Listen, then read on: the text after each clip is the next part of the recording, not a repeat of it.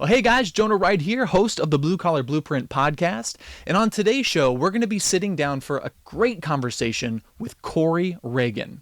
Now, Corey is a 34-year-old air conditioning man. He's a real estate investor, a family man, just an all-around motivator and great dude. Now, he's got a wealth of experience in his trade, and he's really run the gamut through the thick and the thin of the AC business. So he has a ton of insight for us in terms of what to do in order to become successful as an HVAC guy. And this is the case from all levels, right? Whether you're talking about someone who's brand new in the trade, just getting started, or if we're talking about someone who's in the process of working their way up the ladder, whether it's starting a business or entering into management at a big company, whatever it is, he's got a little bit of information that you can take and roll with.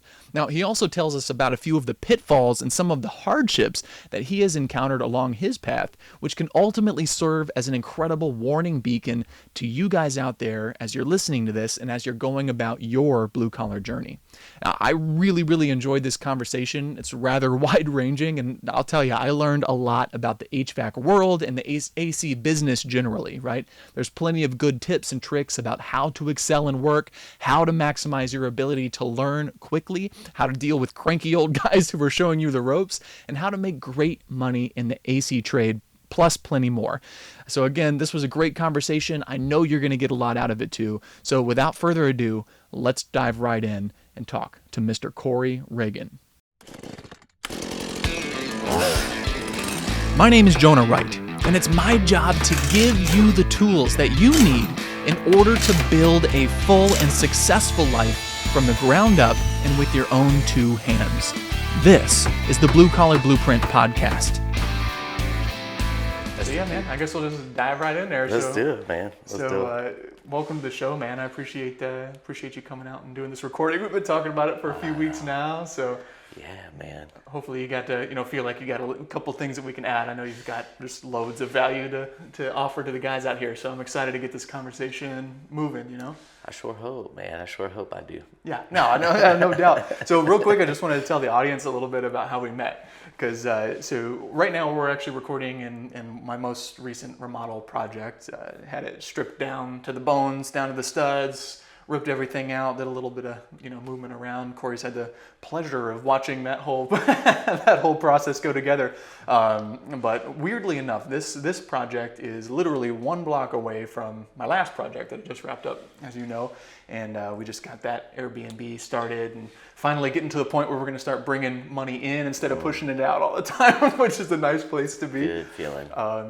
But yeah, it was just like serendipity. I was working at the other house. This one came on the market. My wife called me and said, "Hey, you got to go check this place out." So I ran over here, negotiated the deal on the spot with the seller's agent, with the seller themselves. And now we're here, and we're obviously in process of getting it put together. So I've been around here a lot. Yeah, man. And so I'm driving home one day, swinging around, and I see this other house that I had my kind of eye out on. It was a freaking dump, pretty garbage little house, big house actually, but like a real literal rat's nest, But treasure, dump treasure. Yeah, oh yeah, for sure, diamond in the rough for sure. That's why I looked at it, because I was like, hey, and I was tapped out at the moment because I had two projects, or three actually. I just had all my money out at the moment, and so. I saw it went for sale, and then I went in there and looked around. I was like, yeah, it's a dump, And then I saw it sold online, because I got to search, in this particular neighborhood. I like to farm this area because I know the values and I just really like where we're at. But So I'm driving home one day and I see a car parked in the driveway. And I was like, oh, I wonder if that's the guy that bought this house. So I literally just screeched my truck over, still running, jump out of my truck, knock on the window. Hey, what's up? Are you the guy that bought it? And Mr. Corey right here was inside the car, and he goes, yes, sir. Yes, sir. Yes, sir. Yeah, man. so we meet.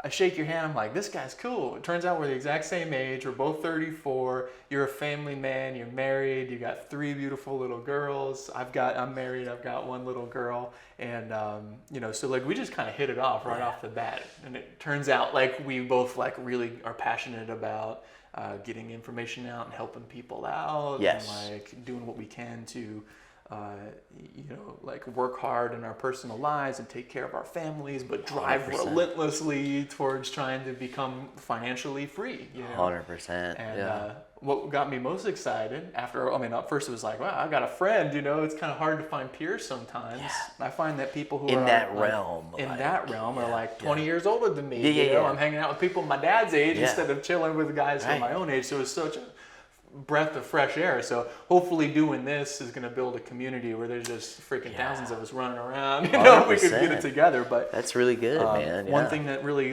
got me excited is that I found out immediately you're a AC man. You're a freaking HVAC guy, and I was like, woo, that's a good friend to have right there, Yeah, man. Yep. Those certain screws are loose to be that guy. Definitely. Well, so what ends up happening is I'm wrapping up my other remodel a block away from here, and I need some AC work done because if I get the remodel done, I've decided I'm going to keep it for an Airbnb in the back room, which was an addition. It was warm. It was like 8 degrees hotter than the rest of it. I was like, I need a new air conditioner. I'm going to put a split system in there. And so we get to talking about it. And you're like, no problem, man. Do that. And I was like, well, I'm not going to let you do it for free, So I decided, as a building contractor, I'd help you and guide you through the process and pull your permit and do your drawings and stuff. And then you help me out with some AC. So thankful for that. No cash out of my pocket, no cash out of your pocket. And bro, dude. we were able to, work together. Yeah, man. If things could just be like that for everything. Yeah, for sure. I don't think it'd be so much about the money. money. A little bit more barter system. That's it. Man. So I don't want to get too far away. I want to circle back around and get into the real estate stuff and whatever else. But let's really back all the way up. Okay. Let's talk a little bit more HVAC. Yeah. And again, if you're not familiar, what does HVAC stand for? So HVAC stands for heating, ventilation, and air conditioning. So that V is for like your exhaust fans in your bathrooms when fart fans. The fart fan. Yeah, you gotta suck that stank out. Your hood range for like your over kitchen your cooking over the stove. Right. Even when the microwave goes off and that fan or the dryer. Yeah. So that's which is a crucial thing. That V gets left out.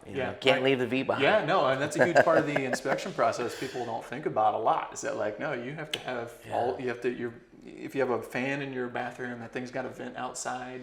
Yeah. So it's not just blowing up in your attic and all this kind of stuff. So obviously down in Florida, the heating is, it's there, but that's not really the big thing. It's the AC part. That's HVAC, it. That's it, man. That's absolutely. Up, so. Put a blanket on if you're cold here, right? Yeah, man. So you install the actual pumps, the compressors, the duct work, all of the ventilation systems, like the whole 9 yards when it comes to anything involving heating, ventilation, or air conditioning. Oh yeah, absolutely. And how long have you been doing that? Man, it's been, I want to say 14 years. Okay, so since you're involved, yeah, I've been involved for about 14 years. I'm 34 now, and so I think right at 1920, which my dad, he was in the trade long before I started. So he's an HVAC guy. He's an HVAC guy too, and he still is today. Okay. And so I kind of got that in, but I had the desire too. Like there was at one point, like I had this, and I had already sold like Kirby vacuums, and I sold perfume and cologne, and did these wild things, and then UPS, and just the pavement. So you've always been a worker. And wanted to, and like because I didn't finish high school, right, and I started working, and I just had those kind of typical startup jobs, and then I finally had that desire of wanting like a real job and trade with tools. I mean, I just had an instant burning desire, and I think it was around that time my mother's. She was with this gentleman, Mark, and he was, he in construction and remodeling, and just had that look and had the trucks and had the house and had a good life, pretty good money. He was living close to the Jacksonville beach, and man, it inspired me, right? And I was like tools and I even called some HVAC companies and was like, hey, I'd love to come interview, and I did but learned real quick that, it's not like these other typical jobs, right? grocery store or UPS or so there was some qualifications I needed, right? Okay, And okay. Before we get too wild, tell me about these qualifications. What are you tell me what you mean. What is that? So I guess there's like a what is it, like an HVAC prep school, Trade school type situation, yeah, a course like a you can take. 9 month, yeah. I think some of them are 9 months, and then some of them are six. Like there's one that's like longer, and then one that's shorter, and then of course there's all kinds of like bigger and badder stuff. Sure. Past that, right? Like 8 years or 6 year. Like if you want to go be like a commercial Johnson Controls or Siemens, doing like some major big crazy stuff. Yeah, commercial. Right. Okay. Which I never got real far down that way. Touched it, had my hands on it a little bit.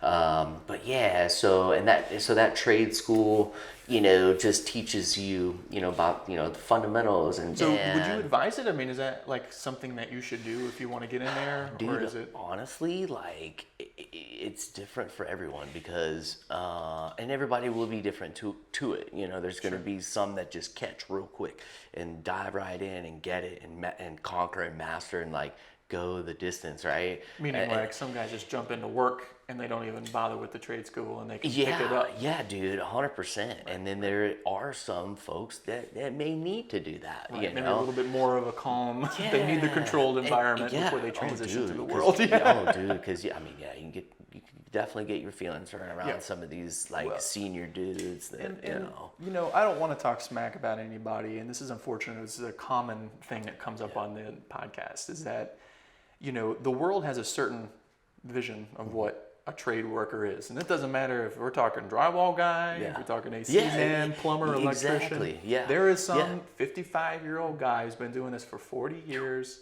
and is an asshole and has no money and has no future and will work until he dies because he didn't do what he needed to do in order to prepare himself to get to that next step, which obviously is what we're trying to avoid. But a lot of those guys are just dicks, and they are not afraid to show you about it, call you a moron and all this stuff. Oh, so God, again, man, that's very light. You're going to see that all the time, and this is something again, the idea behind this podcast and these whole interviews is to give you an idea of what to expect, and unfortunately, that is a part of especially your early days, right? Learning the trade, you have to learn from someone, and it's almost definitely going to be some old dickhead. Yeah, dude. Is that your experience? So the guy that I was telling you about that was telling the guy this isn't a controlled environment. That's the guy I ended up spending a year and a half with. And he trained you up. And he trained me up. Okay. He really did, man. And I just had that initial respect because, like I said, my dad, got me into the biggest company at that time in Jacksonville, Florida, which was Snyder Heating and Air. And, the Cape guy and massive trucks. Every day, everyone, if you live in Jacksonville, Florida, you saw a Snyder truck. Gotcha. Everyone in the whole city, you saw a Snyder truck that day. But anyway, and I was really grateful for that. I finally got the real job, and I, was with my dad, and So you were working on a crew with your old man? With me and him, and they're for the install because I went straight into installing these pieces of equipment, right? Okay. Which can be very dangerous. Installing a condensing unit, that has pre-charged refrigerant gas in it, welding or soldering these lines on, but. Just jumped right in, right? And was with Dad. There was on the install, the whole install team. There was 7 box trucks, and 2 guys per box truck. Okay. And it's pretty typical for most AC, 2-guy team. 2-guy team, for sure. There's always a lead man and then a helper, right?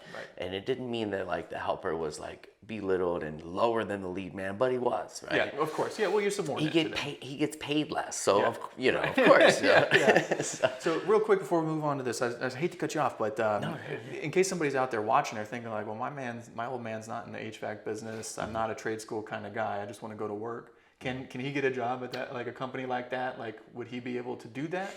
Yeah, I think so. That was going to bring me to the point of where people are at different levels involving going into anything really in life, right? But especially HVAC, right? There's some guys that may need to do that program first, or there's dudes that can jump right in. Because there was the guy who I'm partnered with today. We started at Snyder at the same time. He had no experience either, right? Okay. And he started out as like the shop guy, and this was like a massive shop, dude. Okay. You know, big warehouse, multiple bays, Gotcha. and So he just got his foot in the door. and he got it right, and you know, I think he made a little less than me, but I was making like $10 an hour. You know, I think And he this was. is 15 years ago. This was So, yeah. you know, that was a little bit, went a little further than it's more like 15, let's say now. Now But like guys are minimum starting wage, out that's like $15 to $18 an hour, and pretty I'm damn like, good man, for a dude dude, who's you just guys, starting. Yeah, you guys are, man, you guys got it good. Yeah, you no know. doubt. But yeah, Okay. but yeah, so starting out, you can't. I mean, dude, it's like sell yourself at anything you ever want to do, right? If it's going to work for an HVAC company, and you don't have any experience, and you don't even know the first tool to buy, right? Right. Yeah. But you just have a desire, like I did. Seems like something. Yeah. Like that seems like something I can do. Find a way. One thing that I love about what you did is that like you're like, yeah, I'm freaking. You didn't graduate high school. You're like, you know what? I just want to I just want to be successful. Yeah. Kind of have that same sort of drive like me. I just want to go make some money. Yeah. I know that I'm capable of doing this stuff, and you were just drawn towards doing something out there. Your old man had, you know, a connection. You got in, but like you said, you can still do that. You don't need the connection. You'll walk into any HVAC place if that's what you want to do. And especially if it's a smaller company, I'd imagine that's easier to kind of get in there sometimes because they've got a little bit more latitude. Yeah, but there's more jobs at those bigger That's companies. true. Yeah, more like openings. little, you know, they need like well, just like they you need were the saying with corner your scrubbed partner. and Yeah, the right. offices, You and, need you know, to scrape the garbage taker out or something. Yeah, but what I was going to say is that what's great is that you didn't go to trade school, so you didn't pay the money or the tuition to do this course for 9 months, let alone like paying all your bills and everything else you'd have to do during that time or working a second job. Yeah. You got paid money to learn how to do HVAC. I did, man. I did, and it took me like to install like an outdoor unit. That's where I started, right? Because the air handlers, are a little more involved, right? Okay. So They start you at the basics. and what I think like baseline, because like my buddy that I was telling you about that started out as a shop guy, he worked his way. He did end up like working his way up, and literally went from shop guy to being a maintenance technician, Right. and then I think he went into service after that, like being a service technician, like when it's broke and you call the AC company and someone comes out, that's like the big guys, right? He's just working his way through the whole cycle. And then installation, right?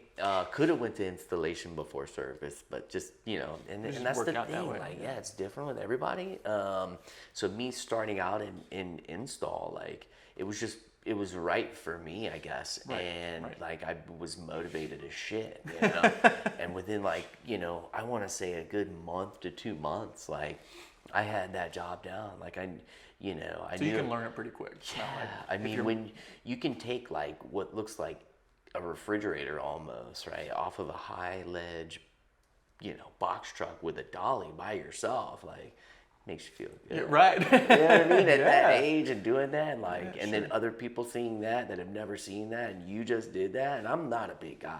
Right.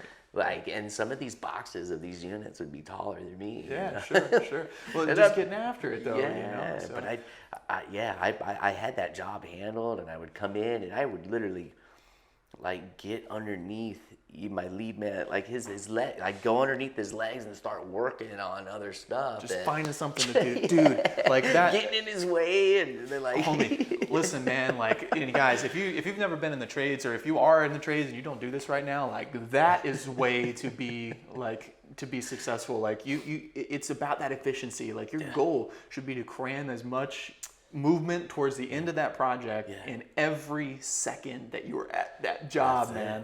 And this is especially true when you're starting. This is a pro tip. You need to listen to this real close. When you are first starting out and you got a guy who knows what he does, like let's say, you're out there and you hire up a new helper, brand new. One of these guys calls, "Hey, Corey, can I get a job?" "Yeah, come on over." You give him a job, right? Let's give that as an example.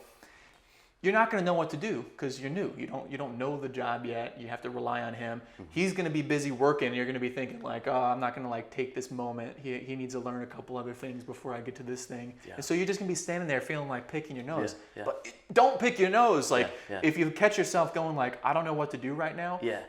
If it's appropriate to ask your lead guy, bug him. Hey man, what can I be doing? What can I help you to do? And if he's too busy, or if he's one of these cranky old assholes we talked about earlier, then figure something out for yourself. Because when he needs you, he ain't gonna be shy about telling you about it, right? But you can be picking up trash. You can be cleaning, organizing the truck. You can be making sure that your stuff is ready. Hey, your water bottle needs to fill in, stuff like that. I mean, all that stuff. Like you can be moving along and asking him questions. Hey, what are you doing there? Why are you doing this? And you do it tactfully, right? Like you don't want to be a thorn in the side, but you want to show that guy, look, dude, like I'm here to learn from you. I know and I respect what you do, and I want to do what you're doing. Exactly, like teach me everything. So I love that you're saying that. You're literally underneath this guy's legs working, man.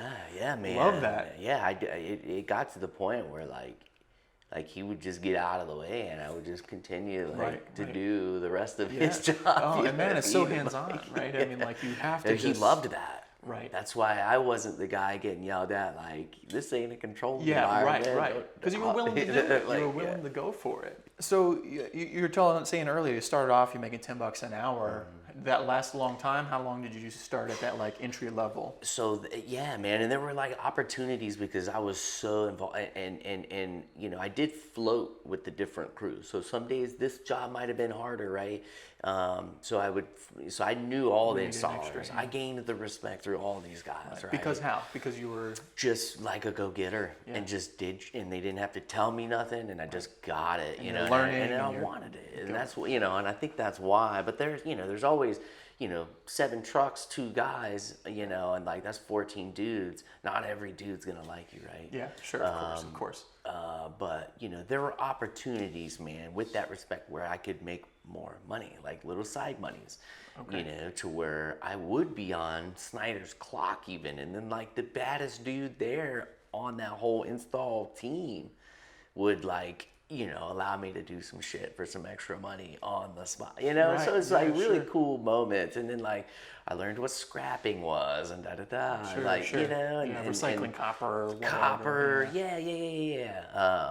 and asking for maybe units, not just taking shit, Yeah, of course. No, being ethical, but like leveraging like access to what you've got. I mean, you go on the Reddit boards and you see like these electricians like are saving clippings, stuff that you would otherwise throw away. You can freaking recycle that if you have the time. Yeah. Those little wire, like a 2-inch piece of wire, just like how you save pennies in those big water jugs. If you feel that, dude, and copper was up. I mean, that's a good little absolutely. There's a little couple of ways that you can do some of this stuff, and that doesn't like take you any extra time. Again, it's efficiency. Yeah.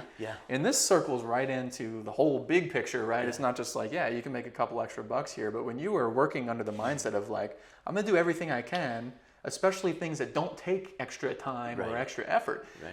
If you think about like the quality of work, like how many times you're doing some trim or something, you're going like, oh, I could freaking cheat this, oh no, I'm not gonna cheat it, dude. I'm gonna like just go back, I'm gonna make this 1/16 of a cut. Maybe it's not perfectly square, I'm just gonna give it that little bevel. And that's it. Ooh, now it looks perfect. Like that's the kind of thing that makes your work look just 100%. And when you do that, that's when you start making money. So tell me when you start making money, man. I want to hear about that. That's the thing, man. Like after those 2 years with Snyder, because the whole shindig, I left Snyder, But you got like 1 to 10 on AC knowledge. What do you got in those 2 years? 0 to what? Oh God, like dude, I didn't do an air handler yet, right? Okay. So, but I knew of it and how to do certain things to it. Because remember, I basically kicked my lead man out of the way to do something. Yeah, sure. And he did the parts that I hadn't done right yet, and I hadn't done an air handler 100% by myself yet, but at that moment, I want to say I was definitely at that time probably 50% of my game. 50% of my game. Like expert, like everything there is to know about like Yep. residential install. Fit, Okay. yeah, and just install, because that's all I did was just installation. Were you right? making $10 those whole 2 years? Those whole 2 years, so and you like were- some you were little just- things here and there. You're made right, some yeah, extra. you're throwing some extra. And what was really cool is they did ghost hours. So ghost hours was like, okay, me and my guy went and did an install, right? It took us 34 hours, right? There's another install. We go do that install.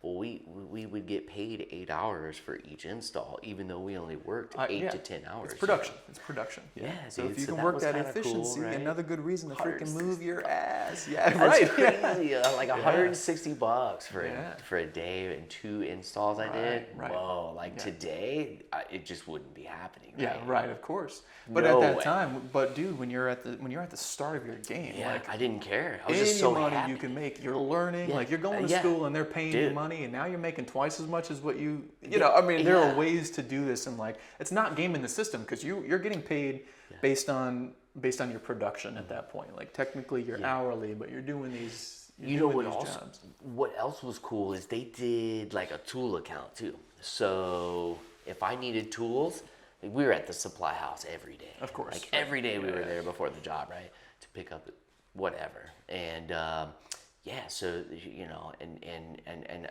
we had a tool account. We could get whatever we needed as far as tools.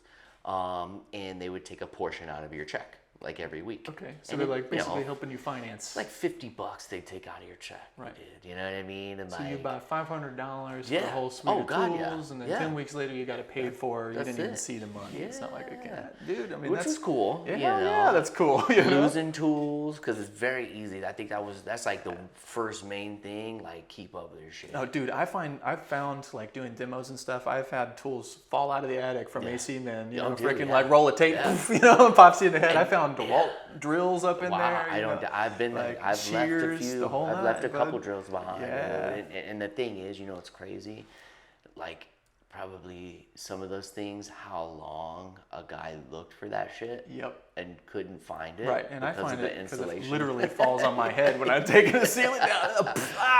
Black eye. I have spent an hour looking Searching. for a duck Yeah. knife. Right. Because I had just bought it, and I'm like, not another one. This Yeah. is fucking number 20 at this point, Yeah, And yeah. I'm just so pissed because, like, I'm tired of this. Like, Yeah, so I yeah. looked for an hour and still don't find it. Oh, dude, this is again. It's like as a drywall finisher, it's like the worst thing in the world is starting over with a new knife because you got to break it in, you got to limber it up, you got to round it off, and it's they like stab the sheetrock too much. yeah, and- exactly. oh, Or man. like it's like, damn, this one's like more flexible Yeah, than yeah. the other one that I like, or this Yeah. one's too stiff or whatever. And it's Yeah, like yeah. if you lose that tool or you break it, it's Yeah. it's like Yeah, do I whatever you totally can to feel like that. preserve Yeah. your tools and like Yeah, oh yeah. man, like you get the feel for it and like you just like your tool, Yeah, so exactly. and you treat it right and Yeah. you do what you can to try and preserve it, but yeah, it is what it is. That's just part of the cycle. So Yeah, okay, man. so a couple years go by. Yeah. Now you're 50% there. What do you do next? So like, like the guy said, he's like, tell them you're making $15 an hour, and I'll back that up. Okay. I'm like, okay, cool. But you were So- making 10. But I was making 10. Okay. And that's coming from the guy who just let me go. And like, I was like, okay, and then, and so I did just that, right? And, You walked into another company. Walked into another company, which was like another big company, right? Maybe not as big as Snyder, but like they were upcoming. And see, at that time, there, some other companies had popped up. Like, God, what was the name of that company? I can't remember at the moment. But anyways, Air McCall. So Air McCall, decent company, definitely doing some things right. They're still in business today. Worked with them for 2 years, but I got my immediate 15. So you got a 50% raise. I did right away. So Okay. I felt really good about that, hell yeah. And see, at Snyder, each year you would get $1 raise. Okay. So that's right. I did, after the first year, I think I did Yeah, get you're my making 11. a little bit more. Here I and got there. my Okay, 11. Yeah, fair enough. Well, that's all right. And then, after, that second year, I go from 11 to 15, Okay. So I'm like, okay, I'm moving up in the world, right? Yeah, hell So that was really good. And what I learned with this company, they were like, every 2 weeks, getting paid every 2 weeks. So that first paycheck was like, you're waiting a month, you're busting your ass for a month, not seeing shit, So, and, and basically that's where I really like took it from 50% to, 90, within like 6 months. Really? How did you do that? How did that happen? So, and basically, dude, you fake it till you make it, man. Yeah? You know what I mean? Like, I stopped telling people I don't know. And I just did it. Yeah. I just did it. Right. Ruined some shit, messed some stuff up, Right. And well, not too bad, but like, I did ask some questions. You boogered it up a little bit, but you learned from that. And oh, man. And like, did that first air handler by myself. And I'll never forget, like, it was like I couldn't walk away from it. You know what I mean? Yeah, like, sure. Even my partner's like, man, are you like done messing with it, dude? I'm like, yeah, I think so, because I was trying to perfect it or whatever. Yeah. Like, and especially like anything I do today, like I want it to just, it's gotta look perfect. It's gotta look sweet, man. Yeah, definitely. Take pride in what you're working on, man. Like your name is attached to that sucker. It's not just not just the company you're representing. Like in this case, you work for this company. You got to do a good job because they hire you. They pay you money to do a job. You got to do that job right. 100%. But even to me, it's all about personal self-respect. Yeah. It's like, dude, I don't want my name attached to something that's going to look like dog meat. Like I tell customers sometimes, they're like, hey, I talked to this painter and he said you could just do this, and then they'll just say some like terrible thing that will look like total dog crap. It won't last. And I'll say, you can hire somebody else to do that. And I'm like, with all due respect, I'm not putting my hands on something unless it meets my quality of my standard.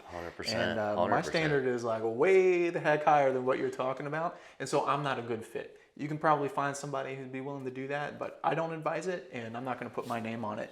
And sometimes people get a little, feathers get a little ruffled about that. But generally speaking, most people have respect for that because they go, wow, this guy like actually cares about what I'm doing, and I do care. It's like it's not just a pride thing. It's like I'm an expert at what I do, and I want to keep learning, and I want to get better. And you don't do that if you freaking cut corners all the time. Dude, yeah. I tried that. Like I even early on, like at Air McCall actually, there was at one point like a concrete hurricane pad that the outdoor unit, the AC unit sits on, and and they're pre-poured, right? Like you can one person can dolly this thing around because the main inside is almost like styrofoam, right? But leveling this pad, and I'm like, I don't have any dirt, and like. Didn't have enough dirt in this. It needed something, right? To support it. So I take a PVC glue can and then cover it up, But I got caught for that shit. Yeah. Somehow I got caught. Yeah. Putting a damn PV, but I'm glad I did because I had to own up to that because there was no hiding that. You know what I mean? And like I've never really been like the lion type, you know what I mean? Yes, yeah. I just can't. I can't do it, And you shouldn't. Right. On top of you can't, you shouldn't. I've tried and it doesn't work. I'm just no good at it, so I guess I'm not lying, right? And at that moment, like, so, I tried to cut corners. I was that guy and learned real quick. Like, I don't want to be that guy. Like that. I think so because it's like, there's a lot going on. You got a lot to learn, dude. I mean, it's not like, and then you got somebody crawling up your ass all the time, screaming at you about this. And then it's like not your company, so you don't really and you're thinking care. Like, what the hell? Yeah, exactly. That's a mindset that so many people have. True, yeah. And you know what that is? That is a recipe to become this freaking 55-year-old douchebag who's making he's making $20 an hour, but he's still installing, and he will until the day he drops dead because he doesn't have another option. That mindset is what leads you to that. There's guys, I mean, how many guys at the companies you worked for, the owners, the contractors, the really successful HVAC people how many of those guys cut corners and are total dirtbags?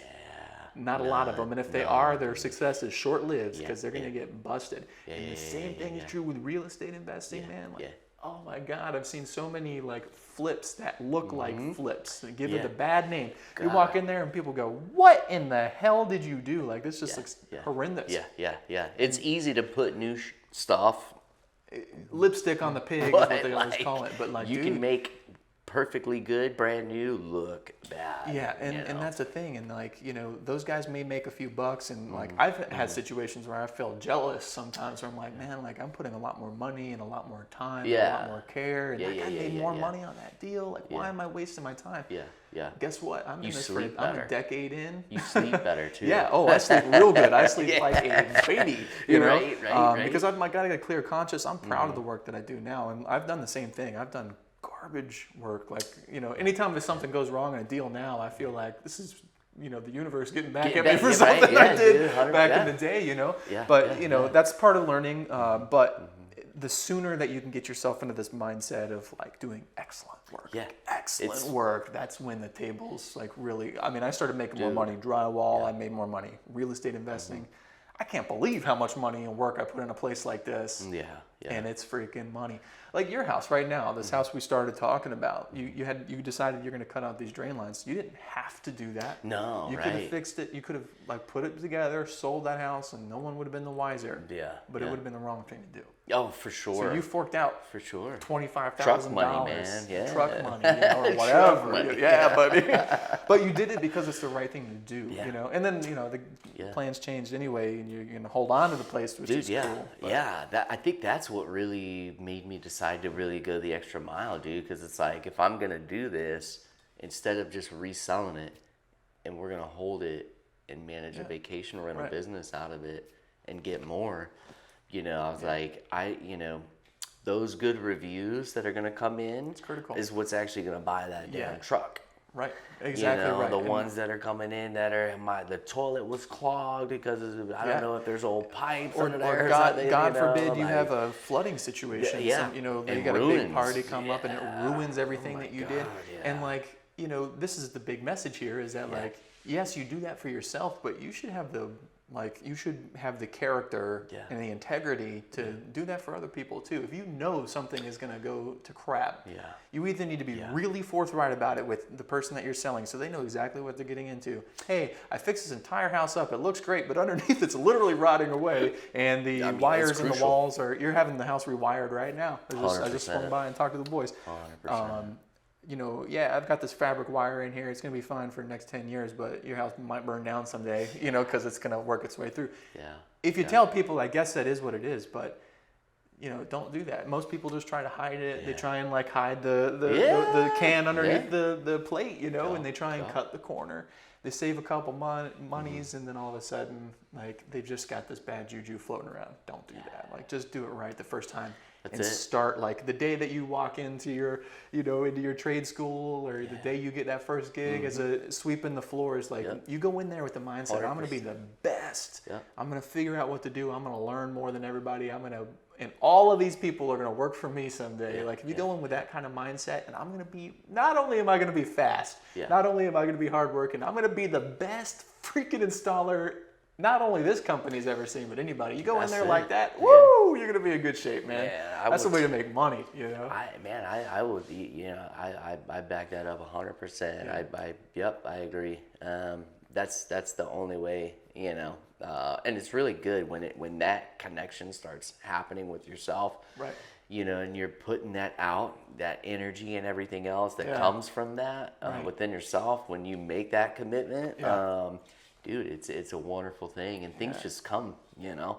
The money, you know, sort of comes a little more. Right. The respect comes a little more. Yeah. For yourself and from other people. Yeah, and then you're noticing too, like, shit, I actually think a little, like, I'm smarter. I feel so like, wait, every time a problem comes at me, I have a solution.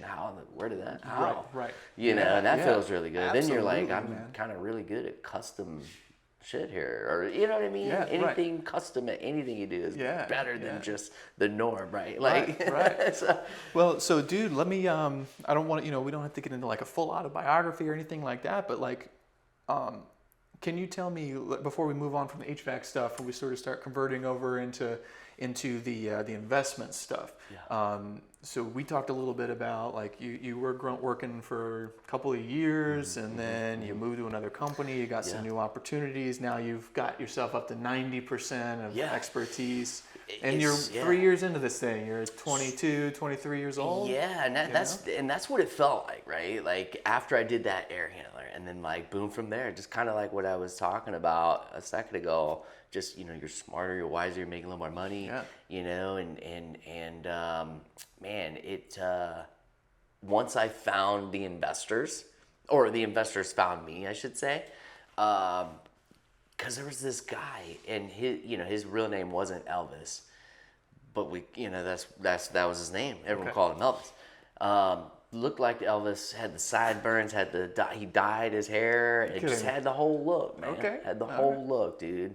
But just jeans and cowboy boots and tucked in black shirt with a belt and big buckle. Okay. Elvis, dude. Okay. But instead of a guitar, he had a dolly because he was coming by to get everyone's old AC equipment that was coming out. Okay. And he worked at the shop. He worked at the shop. Like on the job sites. So all the guys that were doing new. Did this guy work for the company? So he didn't work for them. He would go to multiple companies and go to all the job sites and just load up. And he had that in with them. Okay. And this guy had a huge used AC business, like equipment business. You know what I mean? Okay. So so you guys are taking out an old AC, and putting a new one in. He would come get the old one. He'd come get the old and ones, then he man. resold them, fixed them, whatever. He'd hook us up with Gatorades and sometimes a $20 bill, And, like on Fridays sometimes, he'd give us a 20. Me and my boy would split it, Yeah, sure. Just old school mentality, good stuff, Okay, man. And but he actually, dude, I got to go to his house one time because he, after talking to him on the job site, you see him every now and then. Sure. I ended up giving him my contact info at one point because I knew what he was kind of doing. He sold used ACs, Okay. And I got to, I finally got a call from an investor that he hooked me up with, A real estate investor. Yeah. Okay. So somebody who buys and sells houses, basically. Yeah. Okay. And yeah, dude, they like didn't know who and what was gonna come of this situation, but I was like, hell yeah, some side work, dude, right? And I'm gonna make some money, and yeah, man. So I ended up working with this investor for a while, and it became the norm that I'd buy my used equipment from Elvis, and then I'd put the equipment in for Clay. Okay. Clay is the investor. Clay is the investor, man. And I mean, dude, this guy had other investors that were, just closing on, rental properties, dude. They wanted rental properties and quadplexes and so I mean, I was cranking out like 4 to 6 to 8 of these every month at a certain point. Oh, you're kidding. Okay, so you're still working like day job at your company, making your $50 and whatever, learning more, doing whatever, and then on the side, weekends, nights, whatever, is that? Yeah. So so my days eventually consisted of working for Air McCall, right? And maybe doing an install for an investor, and then I did involve like 2 other companies at one point. If you get overloaded, like give me a call. I might have a slow day or whatever. Right. As a sub, basically. Well, I was actually a W-2 employee for them. For other companies. For other companies. Okay. So I had like 3 W-2s jobs. Okay. And then I had, and then it became 2, investors. Okay. That I would install their. And they didn't care. They didn't care what it looked like, what condition, as long as it cooled that house. I was like, okay, because they were kind of reforming like those kind of more rundown areas. You know what I mean? Sure. That was their target, and they were really good at it. And they were cranking them out. They had some investors, from I think Australia that were just freaking nuts, right? Loading and them up. They just trusted these guys that I was working with. Yeah, for sure. Yeah, I mean, I'd make $1,000 a pop. You know what I mean? For every install? For every install. Okay. And how long does this take you? And so one I could do by myself in a matter of sometimes 3-4 hours. Sometimes I'd have to come back the next day. So it kind of depends. So one of the questions I always ask is, can you make $1,000 a day on your trade? Oh yeah. So the answer is Oh, 100%. Yeah. Especially these days. Yeah, Dude. and Oh you my were gosh. doing this when you were 22, 23. And by the way, when we were 22 and 23, the economy was still in the freaking dirt. It was just after the 2008 recession was rolling through. We were still in the midst of a garbage ass. And so this guy who had 3 years of experience got canned from his first gig, probably, maybe a little unjustly, but alas, so 0 to 3, didn't graduate high school, and now you're making $1,000 a pop as a 23-year-old kid. 4 to 6 to 8 Bro. times a month, plus working with these other companies, and then copper was like crazy at that point, right? So I think it was like almost like $4 or whatever. So per you're pound. recycling that. I was you're making money. recycling. You're just freaking dude, hustling, dude. Yeah. So let me like give you nonstop. Let me give you a quick comparison here, because one of the things that we talk about a lot is that I didn't get into my blue collar life, like living it full on the way that I do now, until I was in my late 20s. I graduated high school. I've always been a worker, and I've been worker. But I went to college, and I was working while I was in college, and then I was a school teacher, and then I went in the Marine Corps, That is and I'm like amazing. doing all. Dude, and that's that's all so great. cool, man. But you know what? I was a freaking straight A student, magna cum laude graduate, means top 5% of my class, working full time. I had a full time job since the time I'm seventh grade. So Right? 13 until then. That's amazing, Guess what I bro. was making when I was 23? What's that? I was making, 23, I was a school teacher, so I was making about $800 a week, working full time. And I was a hard worker, man. Like it was, $800 a week. And I felt rich. I was like, ooh, I'm making $800 a month or a week. But the thing is, didn't matter that I had great grades. Didn't matter that I had a high school diploma and a 4-year degree and a freaking Eagle Globe and Anchor on my collar and a white collar job. I wasn't making any money.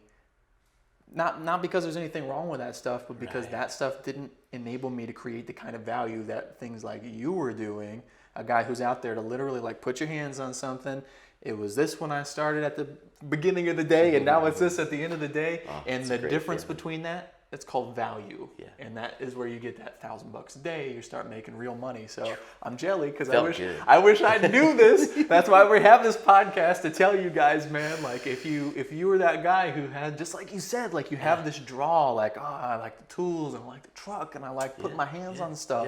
And I'm not supposed to be sitting in a classroom and I'm not supposed to be working on my computer behind a desk. I was bored. Dude, I was it's boring. bored. It's boring. I was a lover boy too, man. So like, that's all I thought about was like loving the right girl, and like I need to make some money for her. Right. And Yeah, like, dude. And I want to do some fun stuff, like Right. I want to have nice stuff. Yeah, and take care of you wanted kids, and so you're 23. You're getting pretty close. You must be starting your family at this time anyway, right? Pretty close, man. Yeah. Met her at a bar. Okay. Met her at a bar, man, because somebody spilled a drink on her while they were dancing, and then she was crying, and I asked her what was wrong, and that's how that started. No shit, that's awesome, man. What's wrong with you? I think what you crying for, or something like that. like being rude a little bit, I think, for some reason. And I didn't even want to go out that night. Like I'm usually the one dragging other people out, and tonight I was actually dragged out, right? Yeah, sure. Yeah, and met my wife that night, but right? You're the consummate drummer. But yeah, man, that was a turn there. Not necessarily real quick, but we got pregnant pretty quick. About a year into our relationship, and got married. Okay. Bought our first house. And like, yeah, man, I just remember like that being a rough moment too, when when we had our first child. I was working for a whole different company, right?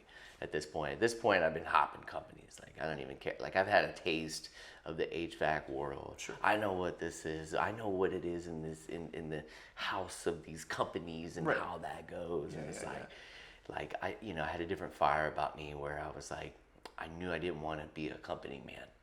Okay. I knew I wanted to be more, like run my own AC company, right? Okay. So now you're reaching that. You're going like, okay, I've learned what I have to learn. Yep. Now it's time to, Yeah. okay. Because I really didn't even need to work for a company at that point because I was just doing so well, you know. Sure. I thought at that Even level. these other things, yeah. Well, why would you, I mean, it makes sense. You're going to spend your time making $15, $20, $25 an hour if you can make $1,000 a day. Yeah.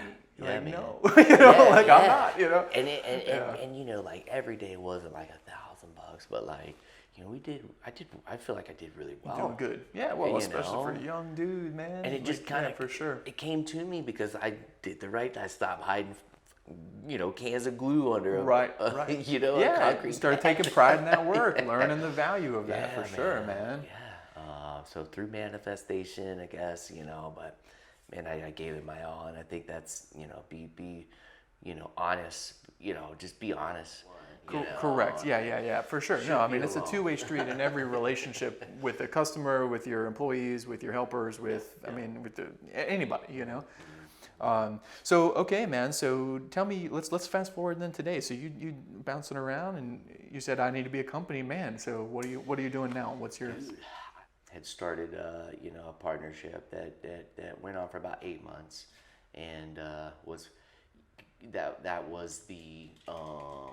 like that was a big downfall. That was my first, like, I know this, everything's been great, and this is where it falls. That's where I actually found out I wasn't invisible, you know, and this is where it finally comes back for me, right? And it wasn't good, and you know, and I didn't do anything like wrong. I just got taken advantage of. I got taken advantage of and felt that I did something wrong at that point, right? Okay. Internally in myself, and like, but this guy like totally tried to screw me, and then I had to go fight for it and get it, and with an attorney fight for it, not like barehanded or something. Like money?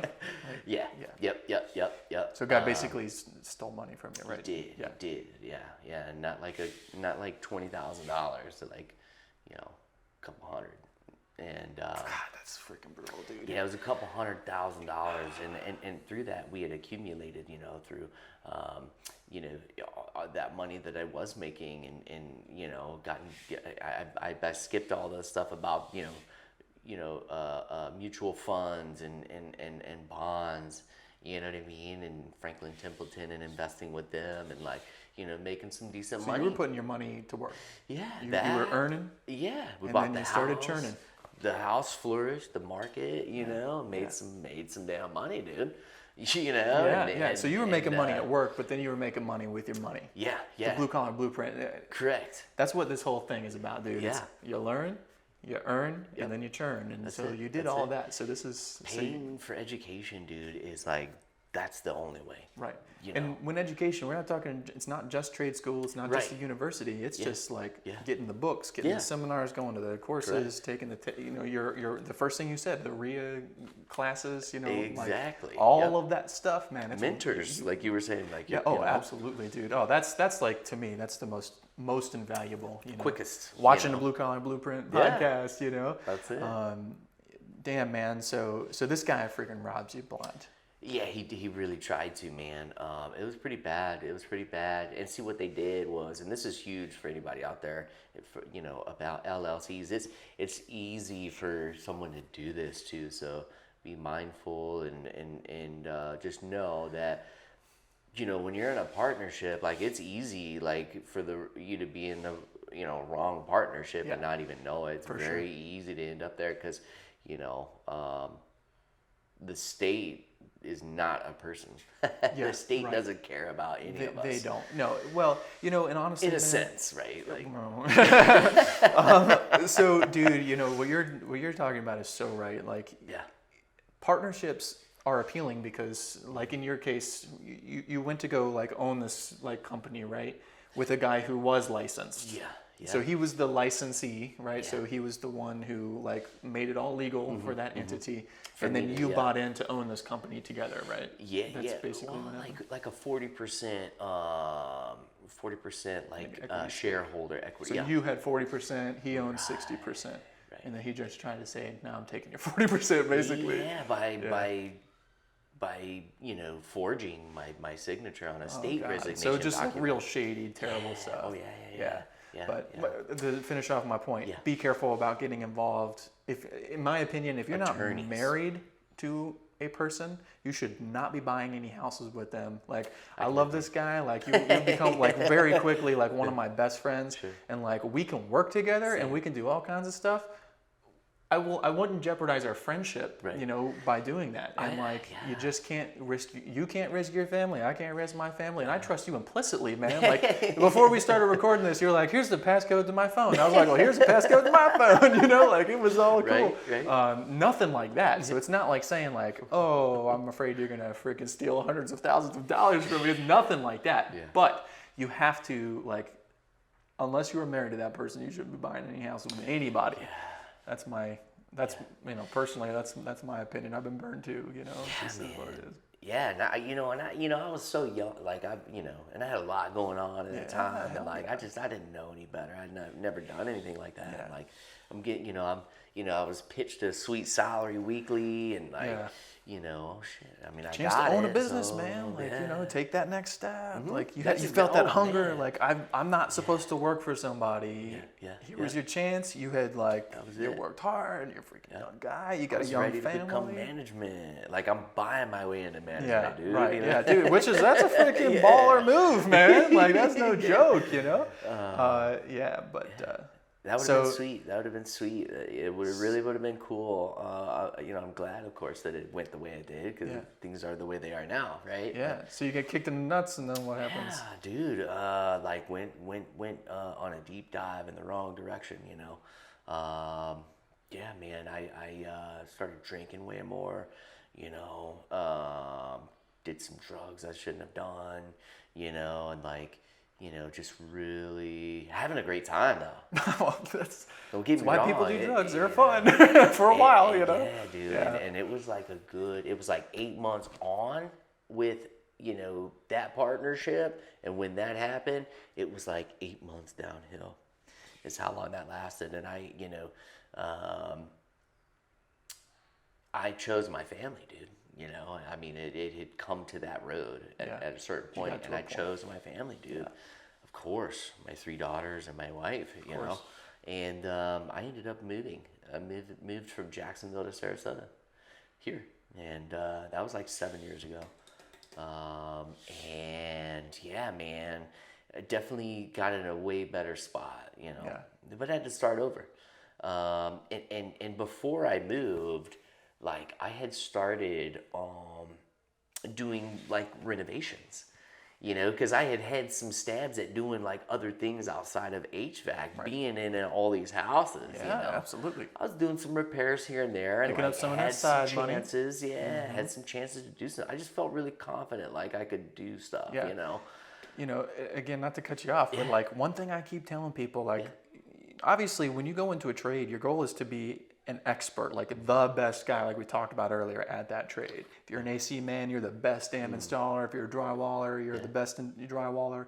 But when you learn how to do one thing, it's like you can look over at the other guy and be like, "Oh, I see what you're doing. Like that's how you install trim. Like that's how you hang a door. Exactly. Like that's how you grind the concrete. Like that's how you build the deck. Yeah. It's like that's so easy. I got those. That's and like exactly how I felt. You start picking it up. You know what a good analogy is? When you go into first grade, right? Mm-hmm. Teacher teaches you A, B, C, D, and then you teach you the sounds. And like when you put these letters together, you go apple, and you can learn. They don't teach you how to read every damn word in the English language. Yeah. They teach you like the basic structure. This is the alphabet.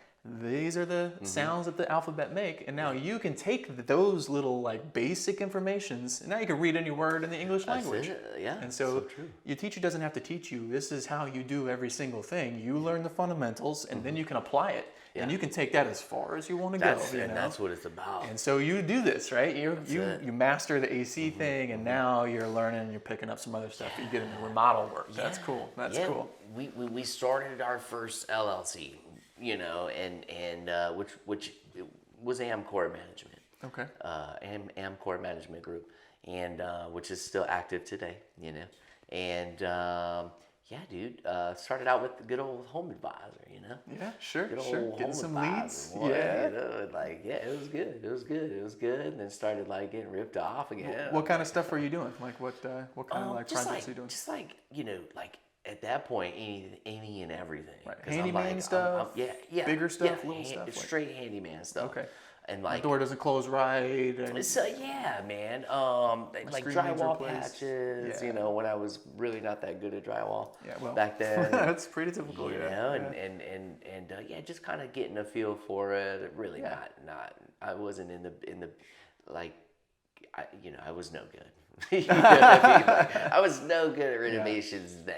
Well, dude, here's a big dirty secret. Nobody's good at renovations when they get started, you know? Which is why if you come in there with that like mindset, like even though I suck at this, if you go in with the mindset like no matter how long it takes or what I've got to do, I will make this thing right. You learn so fast. I mean, it's so quick, but you just have to do it. Sometimes you just got to dive in there. My first like 5 flips was like that. I mean, like giant remodels. I had bit off way more than I could chew. I learned so much getting in there and like learning from mistakes and learning about like, oh, this is how I do this, or I can be more efficient about this, or you know, you hire a guy and you kind of look over his shoulder a little bit and be like, oh, that's how you do that. Okay, I'm doing that next time. And then you suck when you try. You know, you waste a bunch of baseboards because you make the wrong cut or you do this. And then you throw the piece away and you put the right one on, you know, and you get in that mindset. All of a sudden, now it's like, this is simple. Yeah, true, man. I think that's a huge key to like anyone listening to this right now. What you said right there is 100% key, and like the only way to be, and that is if it's wrong and it's not 100% right, take it out. Yeah. And get rid of it, redo that. I don't know if this happens to you. That does not come natural to me. Like I am not the guy that's like naturally like that. Like I really had to like discipline my mind and be like, you cannot be the person who lets the freaking glue bottle stick underneath. You know, you can't be that guy. That's it. Because my thing is like, get in and get out. And I'm also like, I can freaking make 2 pennies squeak. You know, I'll rub them together real tight. You know, I'm a cheapie. And especially when I was broke, it was like I had to do that. And I had that like very like tight, you know, money mindset. So the idea of like I paid $20 for this piece of crown molding and I cut it wrong, I'll caulk it, you know, and then I'm like, no, you won't, damn it, you know, and I had to like just hit it, you know, make a $20 freaking loss. But that was like my tuition, you know. I learned from that, and now I know. Yeah, that's the way I think about it, dude. You know, because now, like, I learned don't do that. You know, and like, oh, okay, when I do this again next time, I'm doing it this way. Like, there are things all over my house where I go like, damn it, I wish I could do that now. You know, like it looks fine, but like, damn it, like, why my rental house look better than that? Because I'm like, you know, I'm 5 years down the road and I've learned how to do this better. I can make that joint tighter. I can make this squeak less, or I can, you know, stuff like that. Those are great moments when you know, it's kind of great. It also drives me. You're taking a leak in your bathroom and you're like looking at all the things, going like, "Why I should have done this," you know. But you know, it is what it is. But I don't mean to cut you off, man. I'm sorry. So you're doing some remodels. You come down to Sarasota, and you're starting over again. I was starting over. It took a little quick minute. You know, a quick minute. Like the first year was a little racky. You know, I had an accent when I said racky, but it was a little rocky. You know, but I started working for went back. I started working for AC companies. You know. Now you can get a job easy though, right? Oh, like, you know, you're, for sure. You're the man. You know what you're doing. Yeah, and at that point, I was like, you know, nothing less than $25 an hour, you know, and like, and you know, so that, you know, and that was a good base for that moment, you know, and I had, you know, I had the means to be able to go and start over, you know, you know, I didn't move because I was in a bad position and ran for my problems, right? I just, I needed that fresh start. I needed a change. I had to leave the nest, right? Yes, absolutely. And dude, you know, especially like if you got friends who you were doing stuff you probably shouldn't have been doing with, it's real hard to stop when you're still hanging out with your friends, man. Like you know, sometimes you got to just like step back and be like, cut it off. That's like, I love you. I'm thankful for the time we spent, but this isn't this isn't the way. I got to keep going. That's it, man. That's real. That is so real right there, A lot of people find that, and that's hard. I couldn't go to a gas station without somebody I knew showing up, man. And I would always I was very generous. Yeah, sure. Yeah. So, and then, here I go to straighten up, and then everyone's coming to give it back. And I'm like, of course. Right. So that's when I knew. I was like, man, I just, I need to go. And in Sarasota, I came back and forth as a kid. Growing up, my aunt lives here. And I always loved coming here. It was always the best time. Right. Summer break, 1 week away. We went to the water parks, But so great place, man. I freaking won't leave it. And so that's why I was like, hey, let's my wife was on board. And 16 months after my first daughter I had my second daughter. Oh wow. Awesome. So very, very close. Heck yeah. That's great. And Amran was a teacher previous, She was a teacher that she went to college for and became a stay-at-home mom at that time. Okay. When the babies were little. With our first child, And so we were all on board. We really didn't tell anybody. Exactly, because I didn't want anything holding me back. Yeah, sure. I was just going to take the risk. I'm going, and when they can't come get me because I'm 4 hours away, I'm going to call and let them know. You know what I mean? Yeah. Dude, you know what, man? I honor you so much for doing this because, frankly, what this experience was, you're a blue-collar guy, you're freaking literally busting ass every day. Working in attics in Florida, this is not an easy job. It's hard physical work. You got a stay-at-home mom at home. You got 2 babies. You got a freaking house. You've got and then you just got raked over the coals, right? You get screwed. You hit a really bad time. You go down the wrong path. A lot of guys fall into this, man. When your job is hard, right? Mm-hmm. Sometimes you just want to go drink freaking 30 beers. It's I just need to let go. And you shouldn't. Yeah. You cannot do that. I'm there right now. That is not a path to success, right? but you want to let loose, and especially 100%. When you're young and full of piss and vinegar, and but you gotta be so careful with that, man. It's you have to be. You just have to make sure that you're controlling that desire to do that, and everything in moderation. Maybe not everything, but most things in moderation. And especially putting your priorities. And I drive this home. I don't know that it makes me popular. People probably don't like me talking about this so much, but I'm going to say it because I believe it to be true. Being successful is. You got to make money. You have to, you're moving into investments, you're doing all that stuff. But I really believe that a properly ordered man wants to work his ass off and then come home to his wife and his children. You can have all the money in the world and all the freaking cool cars and the big ass house and 30 girlfriends, and we all know that's fun. Great. We got it. It's awesome, man. I'd rather be broke with a happy wife and family than rich and broken spiritually and broken in the fullness of being a man. And a lot of young guys may be listening to that, and I know this isn't what you hear on YouTube or on most podcasts that are talking about how do you become a man and become successful, but I am telling you, those guys are wrong. They're just wrong. And it's not that's right for some people. Right. No, that's not correct. Yeah. This path is what is the correct way for a man to be. And if you're not there, it's not because you are special, it's because there is something in you that you need to turn in and start focusing on. I really believe that. Yeah. And again, I may not be winning any brownie points with the youngins out there, but that's the way that that's what I believe to be true. And again, the fact that you hit this place, you made these mistakes, you had these bad things that were outside of your control happen to you, you've gone through this whole arc, and you chose your family. Dude, that speaks just, I love that, man. It's that's why I freaking I would feel such a connection with you, dude. Because that's what I think you got to do. So if you're out there right now and you're in this place, I know a lot of guys, as a Marine, I know a lot of guys who are in the Marine Corps. In the Marines, the same thing. It's a hard life, and you don't make a lot of money. 100%. A lot of stress on your family with deployments and with constant work schedules and all of this stuff. Can't even imagine. And Thank you, by the way. Yeah. So that said, like, there's a lot of guys who like they get out of the Corps, or they get out of the Army or something, and then they don't know what to do, and then they start freaking drinking. And you know, maybe they've got some PTSD. They saw some stuff they shouldn't have seen. You know, whatever.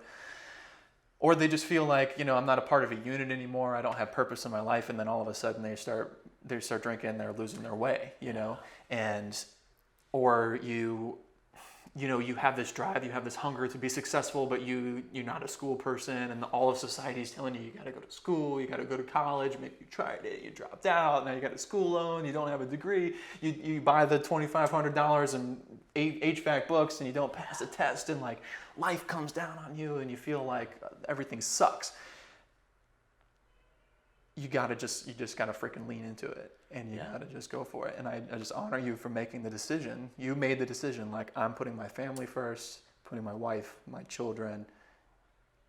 That's amazing, man. So like, learn from this guy, do because you've been there. Like, I've had some low points in my life, but I never to the point where I like was in that kind of a situation. You know, like I've had other things happen, and it is what it is. But like, I love hearing this story to see like.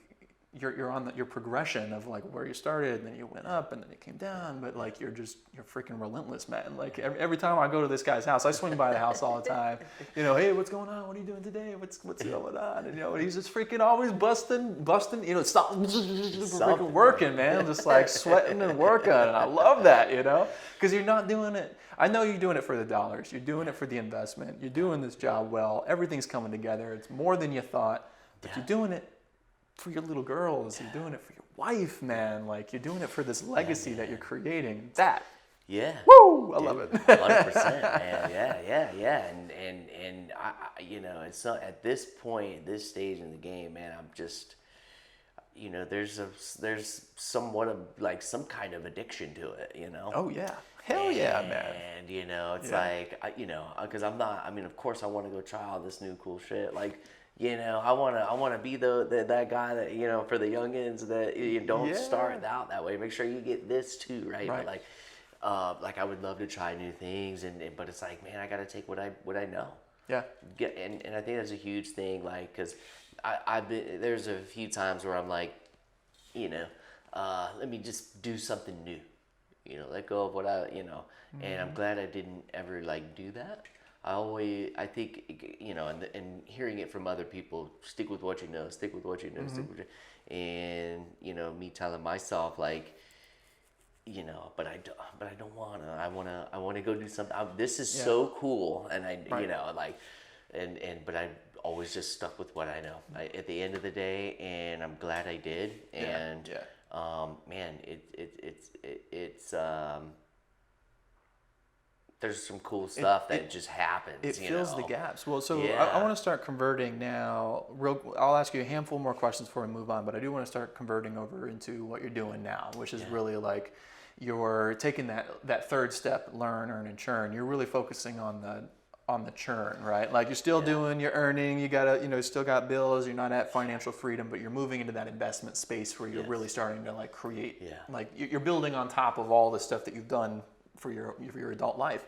But I want to ask you a couple last questions about the HVAC thing real quick before we dive into that too much. So you already answered the question. You can make $1,000 a day as an HVAC guy. 100%. Okay. 100% and more.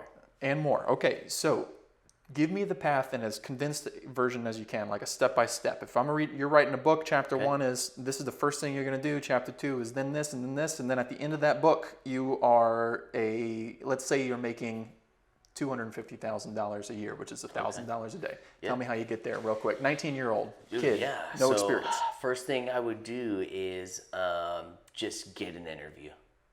Get around HVAC dudes. See, back then there wasn't like all these, you know, groups online where you could go get in and talk Reddit to posts, like, you know, Facebook pages. Dude. So it was like, man, I just encourage you to get around these people, you know, and get that interview, get hired, you know, just and just like that. and just get hired. Simple to do, right? Just get You hired. don't have to have the trade school. Yeah. You can if you do. That may make it easier. Yeah. It's an intimidation to kind of Right.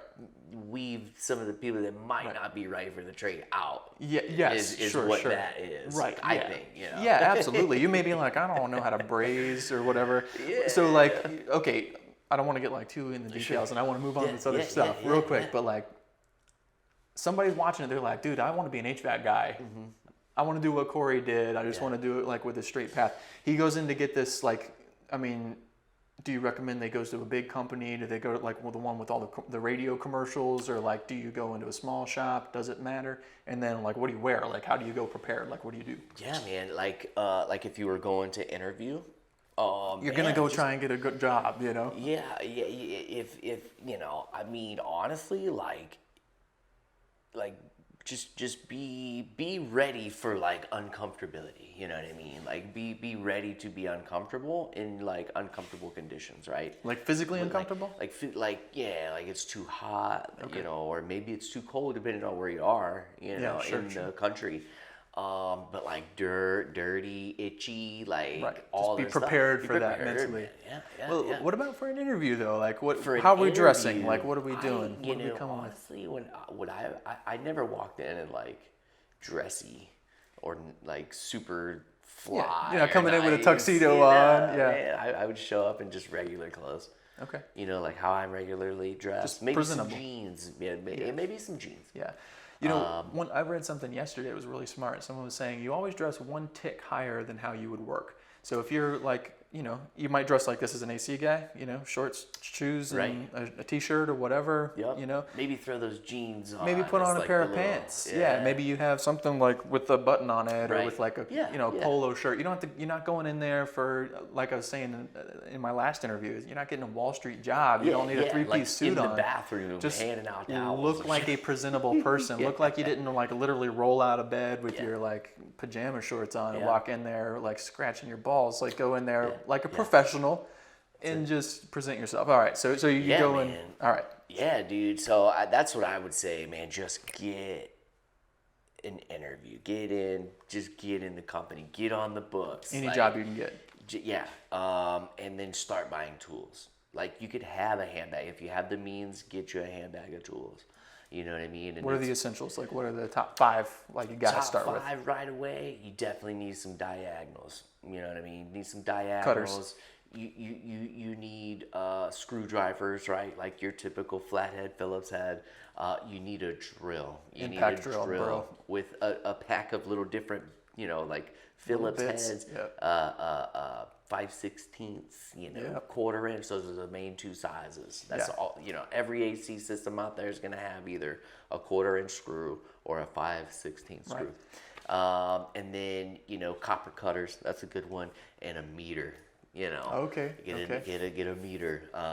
Can we go to Harbor Freight to do this stuff like to start? You can, for sure. So you just buy whatever the cheapest. Trust me, you're gonna lose that shit. Okay. You're gonna lose it. So I don't have to go 20 like times. get Klein tools. I don't have to like go like be like the best of the freaking. I wouldn't yet. I mean, The only thing I would add is like I would start with, because you're gonna start collecting battery powered tools. Like get a good brand that like you can buy the stuff at a store, right? So you don't have to trust, like you don't have to rely on Amazon or something. DeWalt, Milwaukee Rigid, 100%. Makita, like those kind of tools that are like really heavy power. I don't know that I would go with like the cheaps, like what's the one now that just turned? It changed names. It was like what was that? It was like green. Is that Rigid? No, that's Ryobi. Is that Ryobi? Is Ryobi? Did they? They're change? Green, but I don't know. Anyway, but there was one that switched to Metabo or something. Oh, that was Hitachi. Hitachi. That's the one. Yeah.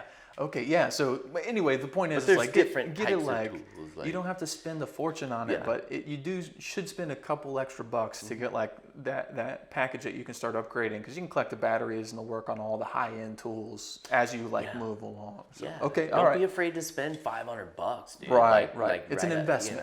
It's an investment in what you're doing. That's going to pay you back over and over. 100%. Yeah. So that's why I'm like, get used to them first. You don't have to buy the most expensive at first. Right. Because trust me, you're gonna ruin that shit. You're gonna lose it. You're gonna wear it out. If you're working, you're gonna wear them tools out too, man.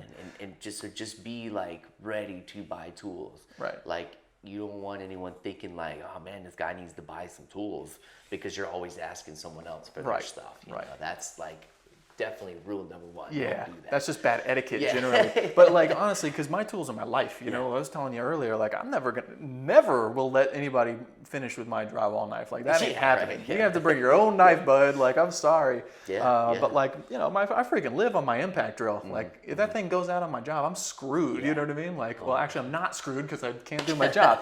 But like you need. I don't want to lend those out to people. People don't take care of it the way I want to take care of it. They don't take care of somebody else's stuff like they do their own. So get your own tools. That's huge. All right, so you get an interview, you take whatever job you can get, highest one you can get. That's it. I mean, but anything, right? Get honestly, your foot in the just door. get something that shows that you have experience. Because, dude, honestly, you can work for this company, right? And now that's on your record. So if for some reason, you don't have to stay somewhere where you don't like. Yeah. You could respectably leave. Right. And go somewhere else. Yeah. Now you have experience. Yeah. So it's easier to get a job. Yeah, absolutely. So just get the first one however you can. Right. Talk to people. And then start learning. And then like I said, purchasing tools. And then listen to the guy that's teaching you. Even if he's an asshole. Even if he's rude, man, just give him what he doesn't get, and that's probably kindness. Maybe that's why he's so mean. Who knows? But I would just cherish whoever is going to take the time to teach you. Yeah. Anything, dude. Anything, Yes. and even if you think you know a better way, like or something's not right, or just ask questions for sure. Ask that dude questions too. And I liked how you said, like, maybe not like where you're asking every 5 seconds, something, but don't be afraid to ask the same question again too. I find myself in the past, man, I think I've already asked that, but you have to ask it again, dude. Don't ever guess. Don't ever guess. Ask the question. Sometimes what I have found, so I learned from somebody, again, like my mentor in drywall. And drywall is like one of those things where like it's an art. Like you really have to it's a feel that you have to have more so than like, okay, you put this to this. It doesn't really work that way. It's like, well, you put this to this, but you do it in this way. And then you got to make it right. Serious. And so my teacher is freaking amazing. Like he's so good. He's been doing it his entire life, but he doesn't first off, we communicate differently. Like he's not a very verbal person. You may have noticed, I talk a lot, and I really verbally break stuff down. Yeah. And so, but he's visual. He's like, look at this. And so when he was teaching me, first off, I'm left-handed and he's right-handed. So he's showing me everything backwards. And I have to translate it over here. That was one problem. Wow. Whatever. But he'd be like, yeah, you do this.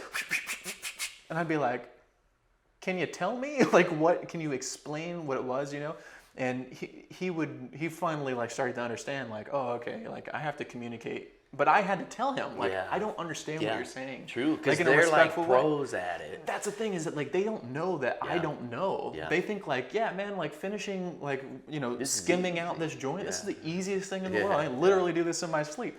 Well, when you're starting, it's like, it's that's not easy. That's the hardest thing I've ever tried to do, As anybody who's ever tried to finish drywall patch doesn't know what you're doing. I remember the first time I put a mud knife in this one gentleman's hand, dude. He he started using the mud as if he was doing watercolors, paint brushing.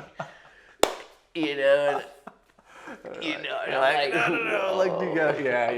anyway, dude, so definitely ask questions and rely on these people and understand and have patience with them too. Yeah. They don't their job isn't to sit there and teach you. Their job is to get a job done. You're slowing them down, especially in the beginning when you're stupid and you don't know how to do what you're doing. So be patient with them. But rely on them. Okay, so we're learning now. You're focused in. You're learning.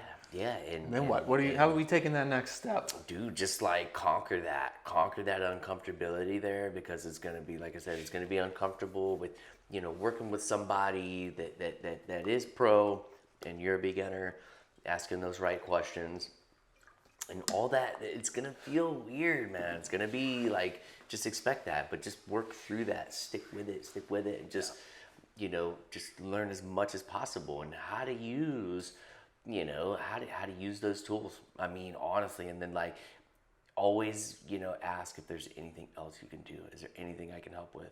Right. Like, Because that's where you're going to learn those little like tidbits, man. Like, partnerships. I mean, people, are willing to help you if you're willing to actually help and be coachable. And be useful. Just make yourself freaking useful like that. Yeah, and just be involved in any way that you can, like with that company. If there's something that staff may need, if you need to come in a little earlier, like kind of be that Susan. You know what I mean? Be reliable. And like.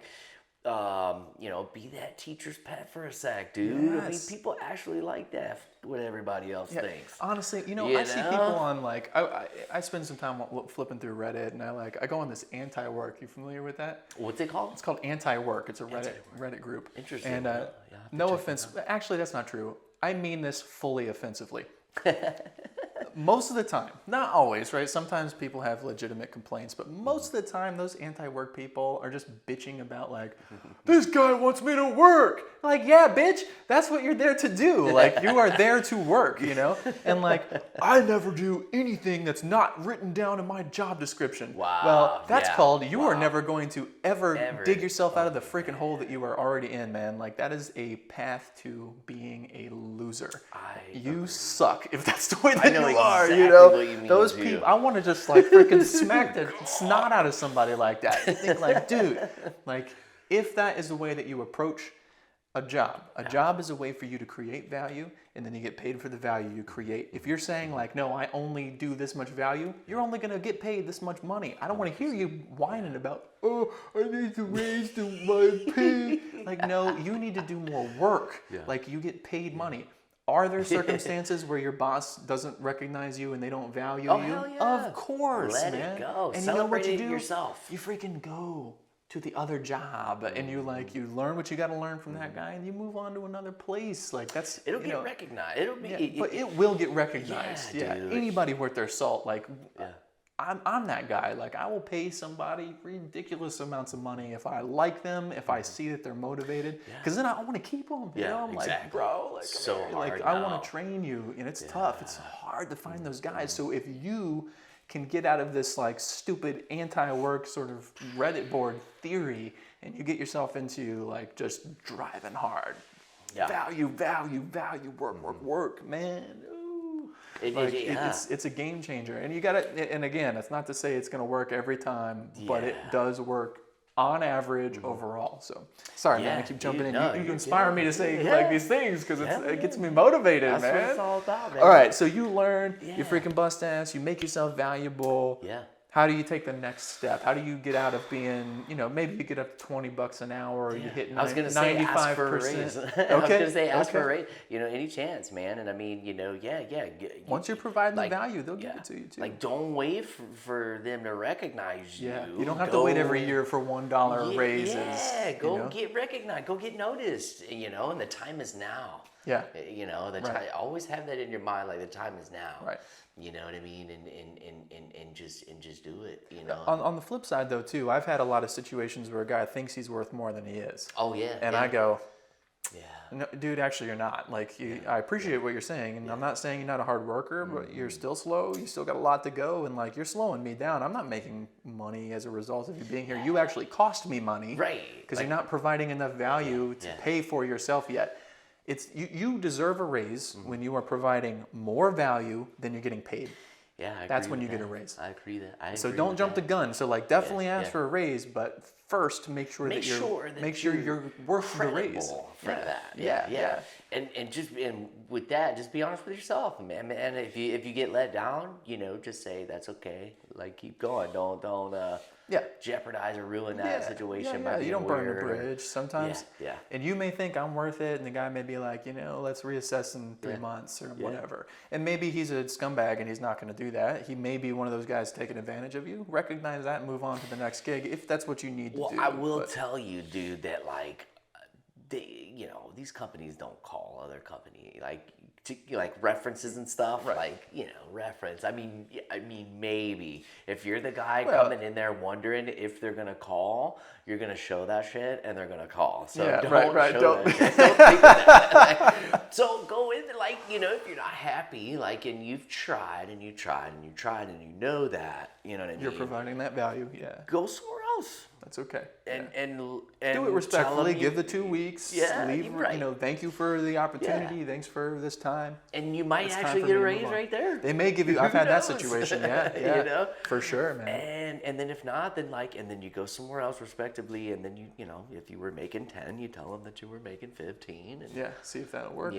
just be yourself. But bro. you gotta be worth it. You gotta be worth that 15. In that is very true. I am speaking as if like Right. This is assuming you're doing all this stuff. Right. Yeah. Right. Because All like right. you said, there are those gentlemen, and there are ladies in the HVAC industry as well. Yeah. Over the last 5 years, dude. Yeah, ladies have been coming into the HVAC trade, dude. Okay, cool. Quite a Good bit. dude. Man, you don't think about it often because there's still yeah. almost all the trades are totally male dominated, but Yeah. girls can do most of this stuff. I I've mean, seen there's some good-looking AC Yeah? girls. Yeah. well, there you go. Well, I maybe you can really meet your have. wife on the job. You can kill 3 birds with That's it. And then you guys can always be together. Yeah, talk about a business opportunity though, man. Oh, yeah, that could be an interesting thing too. But so all right, I don't want to get. Let's drive home. So let's get me to dude. that. Let me get to that 250. What are we doing after the hourly? You've mastered it. Now you're getting that hunger. For sure. What do we do now?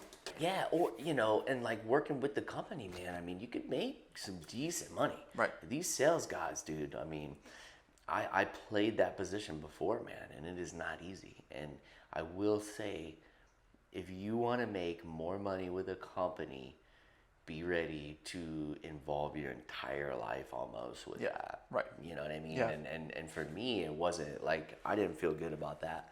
You know what I mean? I liked my life. I wanted this is my life. You know what I mean? Yeah, sure. And man, I can't, and I disappointed some people at times because I just chose my life over that. This is a big thing that again, you're gonna have to think about for yourself what it is, because you and I have this totally in common. I loved being a Marine.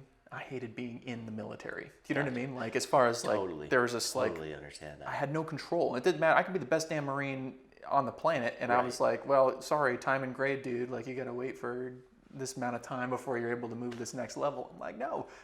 When I'm ready to fulfill this need, I want to be able to reach that level. And so for me, in a school environment, that was even worse. It was it didn't matter if it was your greatest teacher in the world. You're making this much if you've been here for this amount of time and you have this degree. That's what you're doing, And so to me, I've always had an entrepreneurial drive.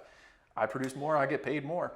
I buy more, I make more. It's I do better work, I get paid better. And that's just the way it goes. And so to me, I've always had this independent drive. It sounds like that's what you're saying. Yes. You may not be that guy, man. There are people who thrive in a company environment. But like you say... Yeah, because companies need that guy too. They do, yeah, absolutely. It's not a bad... So it's not bad. So don't get the impression that you must own your own company. Right. I personally think that for most blue collar guys, that's the best way to go, generally speaking. But again, I'm speaking from a person who wants to be in control of everything that I'm doing. I want my freedom. And it takes a certain point to get there. Yeah, right. You gotta do all that headspace. grunt work, man. There's a whole long path before you get there, before you're able to even get licensed and all that kind of thing. You got to screw up a few times. Yeah, man. exactly. Even, And that said, you can be wildly successful, working your way up, especially a big company like your place in Jacksonville. You can work all the way up to the upper management position, or them be an guys are equity making- partner. You can make big money doing that. for There's sure. nothing wrong with that. So don't be afraid to be you know what, I'm going to ride it out with this company, and I'm going to ride it all the way to the end. You can do that. You can get great benefits, which you don't get when you're self-employed. Nobody pays for my insurance. Nobody pays for my Social Security. Right. I pay all of that out of my own pocket.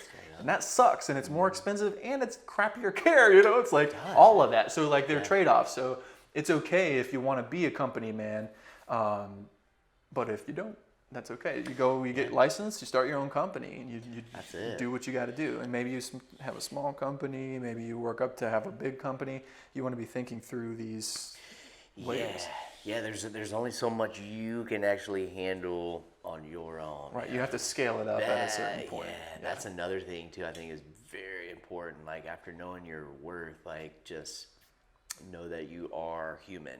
Right. And only do what don't bite off more than you can chew, man. Sure. And it's very easy to be the yes guy in that situation. Right. And when people are hot and you promised and you don't show up, dude, you're gonna feel like shit. And if you don't, and you should. You should. yeah, exactly. Because you suck if you do that. If you tell somebody, especially like in an air conditioning business, like I'm freaking sweating to death, and you go, I'll be there today, this afternoon when I'm done with my install, and you just ghost them.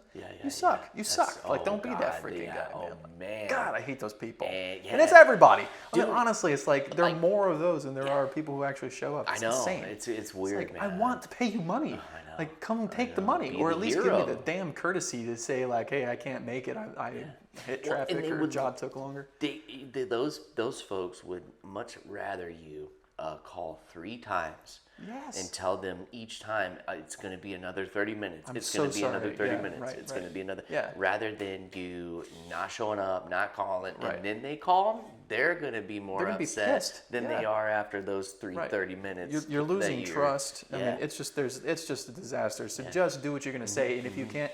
You get, there's a traffic jam, or like, I ran into this thing, my job's taking me longer, I feel so bad, just call. I know it's not comfortable. Nobody likes making those calls. It sucks. It sucks to stop and do that real quick. It sucks to stop. Quick. But, like, nobody wants to, like, make a call and be like, I'm sorry to disappoint you, but, but if you do that, then you're going to build, it's that integrity. It's that personal integrity. You don't want people to stand you up. Don't do that to somebody else. And it actually refreshes your mind when you do that. And so with what you're doing and why you're not there yet, it frees your mind up and it makes you feel better. And you could really You're not like stressing out. Because I start stressing out like, I told this person I'm going to be there in an hour. Like, and then times that by 10 if that happens, right? Then I'm going to call them and just tell them what's going on, communicate. And so that's key. So.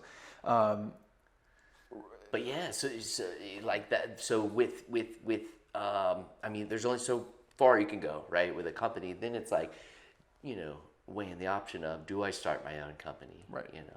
Or do I stay here, or do I advance what that looks like with being higher in the company, and and then they're doing getting your own license is a whole different ball game, man, and like.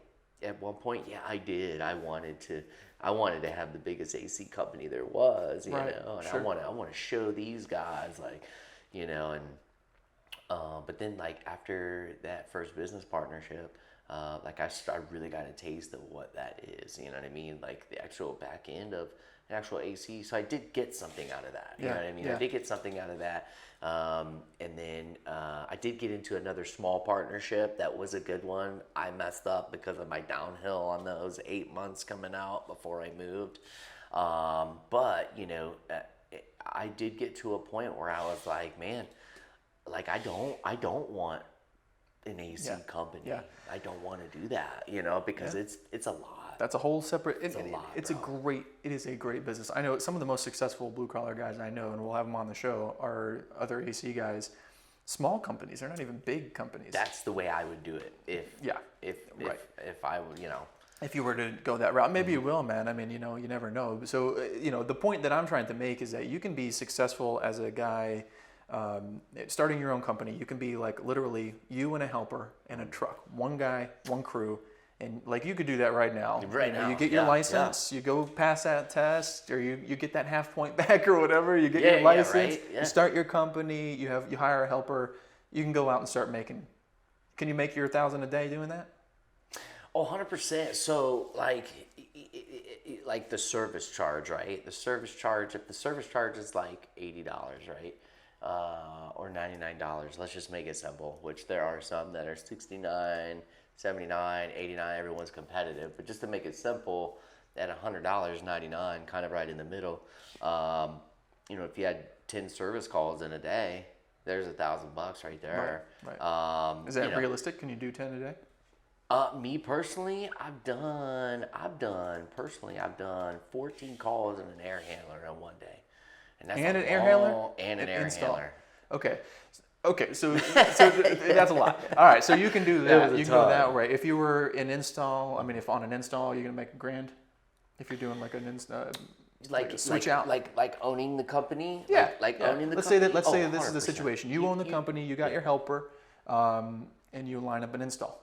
You're gonna make $1,000, Oh, 100%. and your boys minimum, and your helper's gonna make minimum. good money too. The helper will probably be. I mean, if I'm really teaching him and he's green, he'll at least make $250, $300.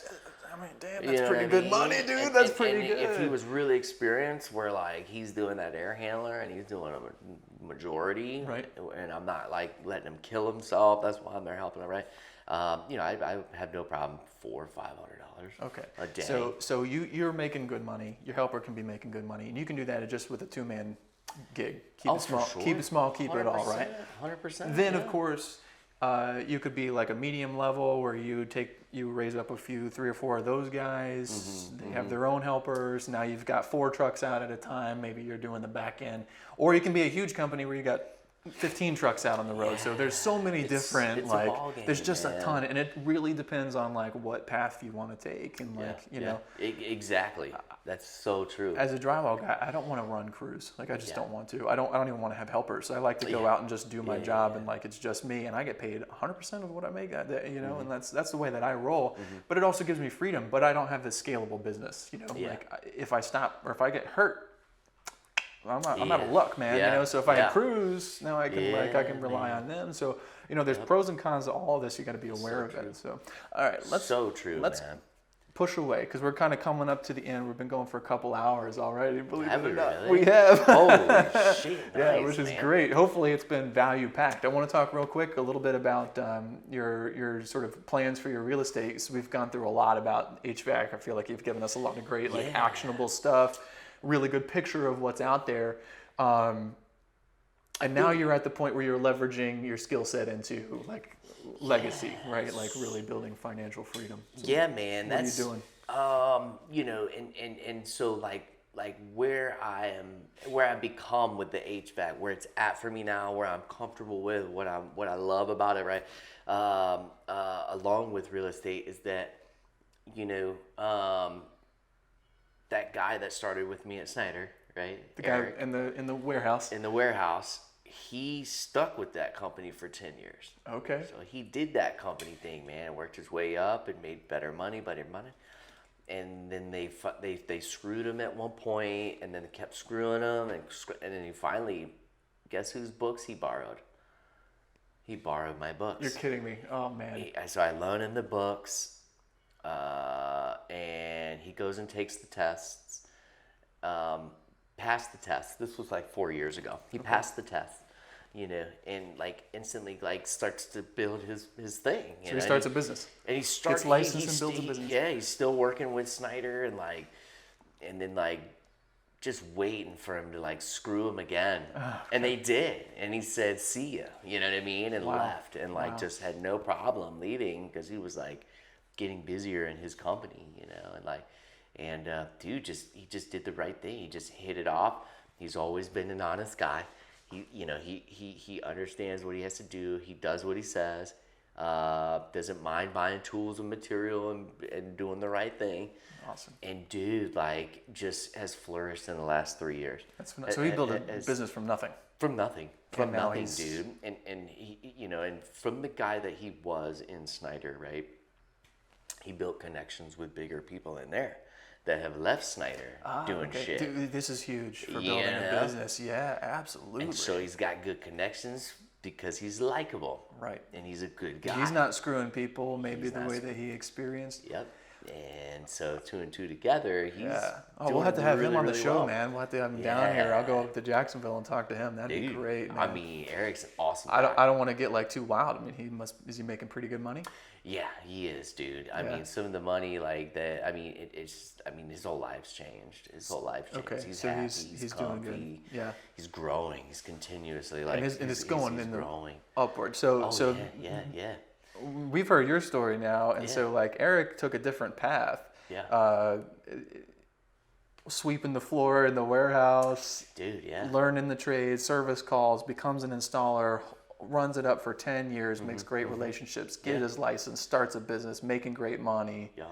That's that's the blue collar. Now all he has to do is start churning it out. He That's learned, it. he earned. That's Now he's it, got to man. start churning. And so what he's done with me, like, from knowing him for so many years and just, spend a lot of time with him. I mean, we're brothers at this point, Sure.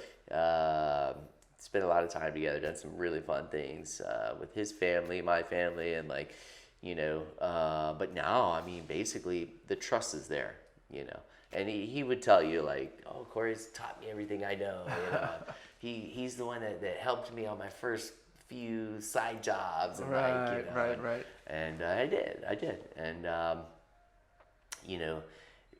but I mean, now we have the capability, and he's like, yeah, dude, no problem, because the license is a state license. Mm-hmm. So anywhere over the state of Florida, that license is operational. Right.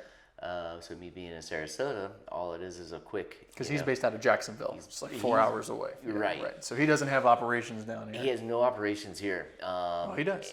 and now he does. That's the whole point. Yeah. And so we call that like a satellite.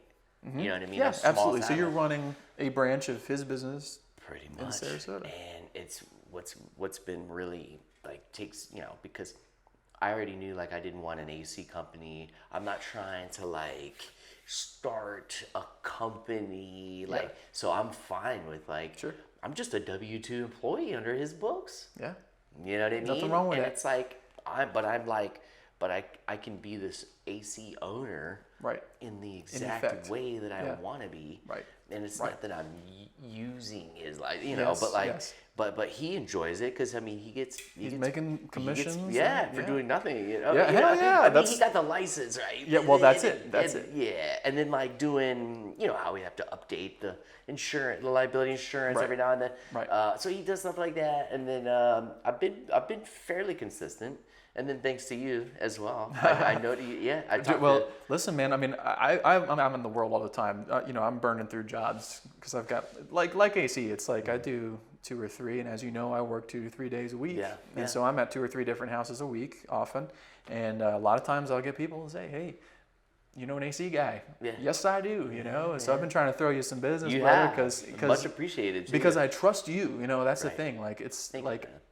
I'm like, I know Corey will take care of my customer, because that's one thing. Sometimes someone will say, "Hey, do you know somebody who will be whatever?"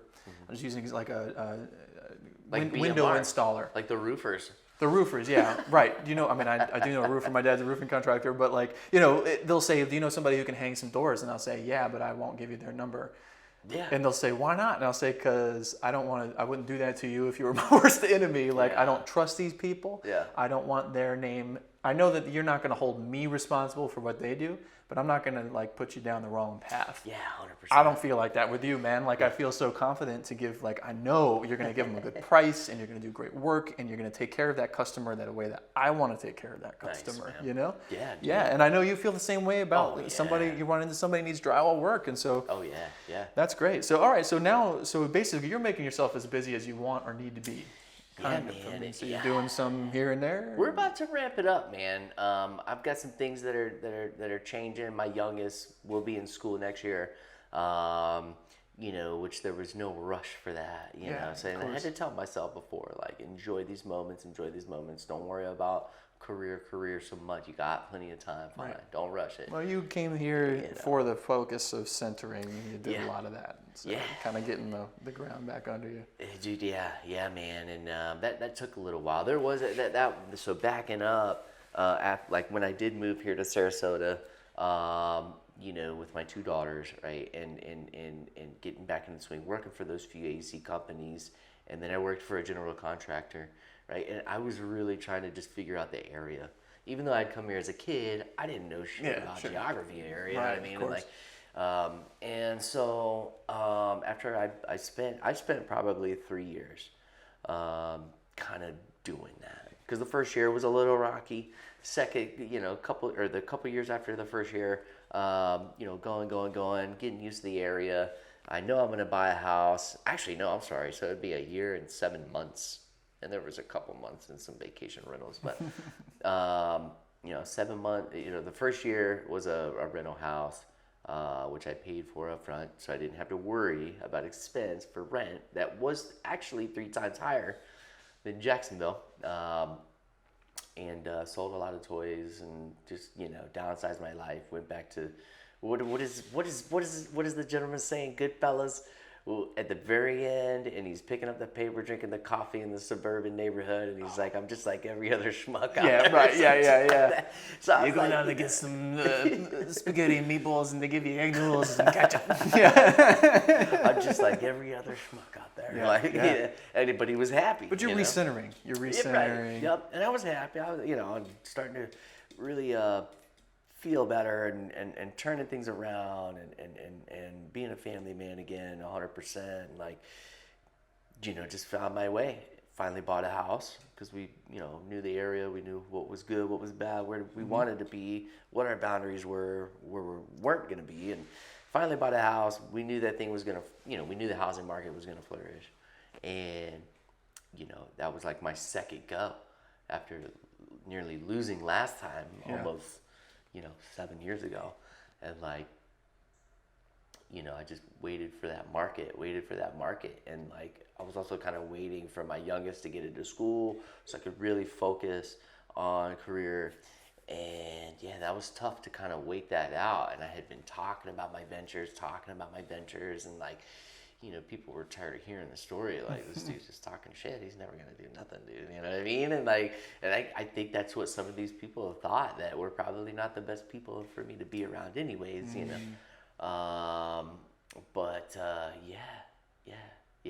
she, I just something, I joined a brotherhood, found myself spiritually a little bit more, found a lot of love within myself. When you say the brotherhood, like, this is like a legitimate, like, organized program, right? Like this is cult. No. Yeah, it may seem a little culty, but the Wake Up Wealthy boys, man. I gotta give it to Brody Kern, man. He definitely. Shout out Brody. Brody. His team, man, and the coaches at Wake Up Wealthy do just like rewired me. So help me understand this. So you get back here, you recenter, and now you're on this path where you are just relentlessly focusing on getting things, like you've waited out the kids, and you've waited out, and you've got everything sort of situated. You've got this satellite situation set up where you can control your own life in terms of the HVAC business. You can earn great money without it consuming your whole life like you would if you had the big company. 100%. What are you doing moving forward? Let's hear about that real quick. We got to wrap this thing up. Dude. Thanks for having me too. Yeah, absolutely, brother. Yeah, man. So my thing now is, when they do start school, or when she does start school, all three of my kids will be in school.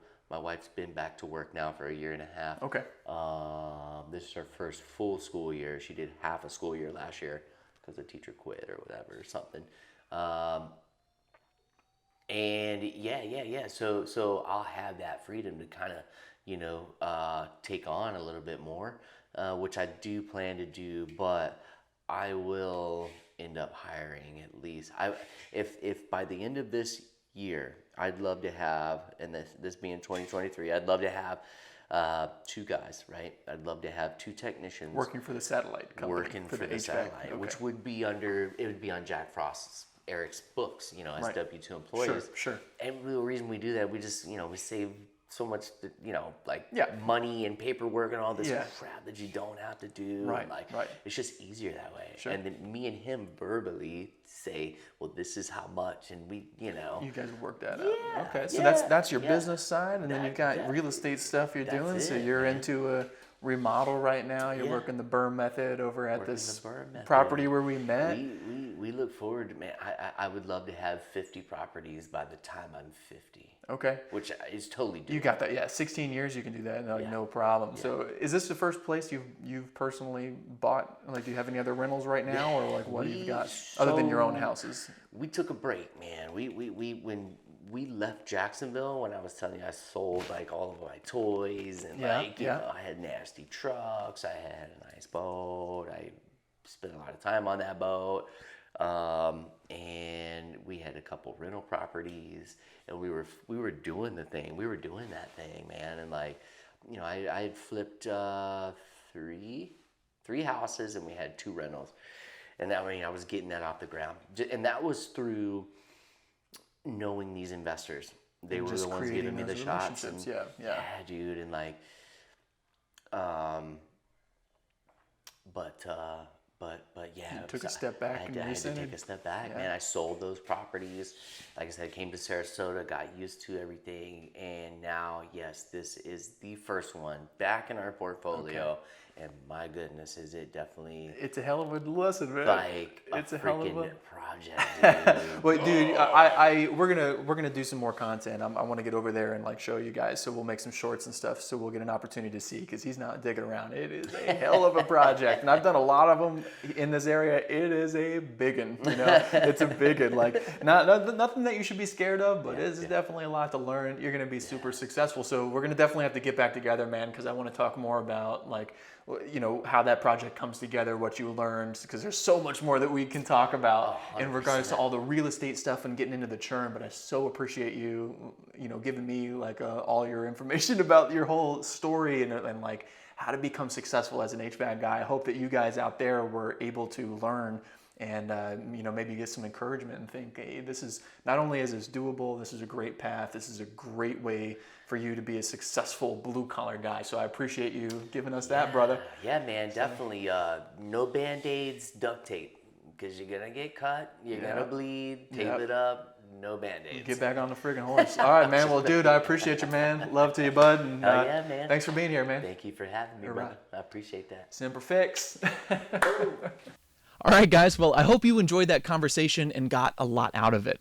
Now, we covered a lot of ground. We touched on some huge stuff, some great points, and I hope you're able to take some of what you heard here today and apply it to your life and to your blue-collar journey.